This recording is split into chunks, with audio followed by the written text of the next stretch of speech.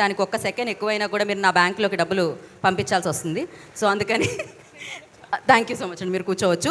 ఇప్పుడు మనం రమణారెడ్డి గారు. అందరికీ నమస్తే అండి. ఇక్కడికి వచ్చిన అతిథులు పెద్దలు బాబన్నకి, విష్ణన్నకి, కోన వెంకట్ గారికి అండ్ మచ్చారావన్నకి అండ్ మ్యూజిక్ డైరెక్టర్ సురేందర్ అన్నకి, మెంటపల్లి సురేందర్ అన్నకి అండ్ బొబ్బిల్ అన్నకి అండ్ వేణన్నకి అండ్ శివాజన్న నాకు ఒక అన్నకు ఒక బిడ్డలాగా నేను అన్న. ఈ సినిమాలో నాకు మంచి వేషం వచ్చిందన్న. అది బికాస్ ఆఫ్ డైరెక్టర్ గారు మా ఇంట్లో రెంట్కుండే, మా పెద్దమ్మ ఇంట్లో రెంట్కుండే, ఒక చిన్న రూమ్లో ఉంటుండే, ఎవ్రీడే రాస్తూనే ఉంటుండే. అప్పుడైతే నేను అడగలే ఎప్పుడు క్యారెక్టర్ అని. తర్వాత అన్న నువ్వు చేస్తావన్నా, నేను చేస్తాను, సినిమాలో మంచి క్యారెక్టర్ ఇస్తాను 10 సార్లు పిలిచిండు ఆఫీస్కి, 10 సార్లు ఆడిషన్ చేయించిండు. ఇంకా రావాలంటే తమ్ముడు ఇంకా వచ్చుడేంది, కెమెరామెన్ కూడా వస్తుంది, నువ్వు టెన్షన్ తీసుకోకని చెప్తే ఈ షూటింగ్ స్టార్ట్ అయింది. ఫస్ట్ అంటే హైదరాబాద్లో షెడ్యూల్ చేసి తర్వాత విలేజ్కి వెళ్ళిపోయారు.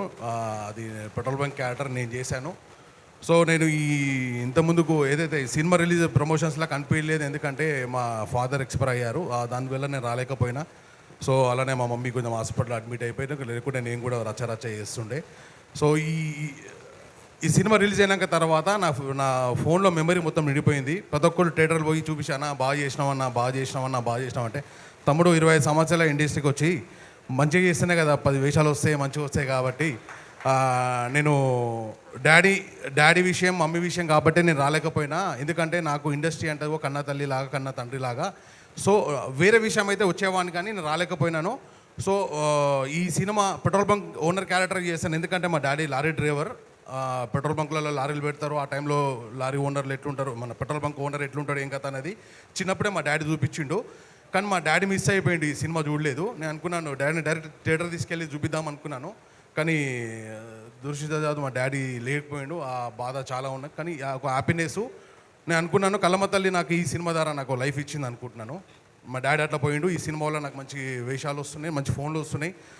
అందరికీ ఇండస్ట్రీలో ప్రతి ఒక్కరికి నేను అందరికీ దగ్గరలో ఉంటా.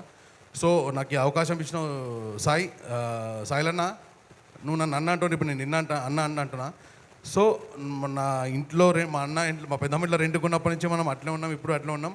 ఇప్పటి నుంచి ప్రొడ్యూసర్లు ఫోన్ చేస్తున్నారు, అరే మీ ఓడే కదా తీసుకురా అని ఫోన్ చేస్తున్నాడు. ఆ స్థాయికి వచ్చినాం. ఇండస్ట్రీ నమ్ముకున్న వాళ్ళు ఎప్పుడైనా ఒక డే వస్తుంది ప్రతి ఒక్కరికి. నేను కూడా అదే, అంటే ప్రతి ఒక్కరు ఇండస్ట్రీ నమ్ముకున్న వాళ్ళు ఇక మనం అంటారు 2 పడవల మీద కాలు పెడితే ఒడ్డు ఏరుకోలేమంటారు, ఒకటే పడవ మీద. కాబట్టి నువ్వు సాధించినావు. చాలా హ్యాపీ ఫీల్ అవుతున్నా సాయిలన్న ఈ క్యారెక్టర్ నాకు ఇచ్చినందుకు. వేణన్నతో నువ్వు నేను పని చేయాలి. విరాటపురం అప్పుడు మెదక్లో షూటింగ్ ఉంటే మెదక్ పోయినా కారు తీసుకొని, అన్న నాకు వేషం ఇయ్యన్నా అని పోయినా. సో దానివల్ల నాకు ఇంకా నెక్స్ట్ ఇప్పుడు తరుణ్ భాస్కర్ సినిమాలు కూడా మంచి క్యారెక్టర్, సర్పంచ్ క్యారెక్టర్ చేస్తున్నా. సో ఈ అవకాశం ఇచ్చినందుకు థ్యాంక్ యూ. ఎందుకంటే 25 years నేను ఇండస్ట్రీలో స్ట్రగుల్ పడుతూ చేస్తూ వస్తున్నాను. ఈ సినిమాతో నాకు రాజవేడ్స్ రాంబాయ్తో నాకు ఒక గుర్తింపు వచ్చింది. థ్యాంక్ యూ అన్న. ఇక్కడ ప్రొడ్యూసర్స్ గారికి అండ్ డిస్ట్రిబ్యూటర్లకి, ఈ సినిమాకి పనిచేసిన టెక్నీషియన్ ఆల్ ఈ సినిమా బయటకు వచ్చడానికి కారణం వల్ల అందరికీ ప్రతి ఒక్కరికి పాదాభివందనాలు. థ్యాంక్ యూ ఈ అవకాశం ఇచ్చకండి.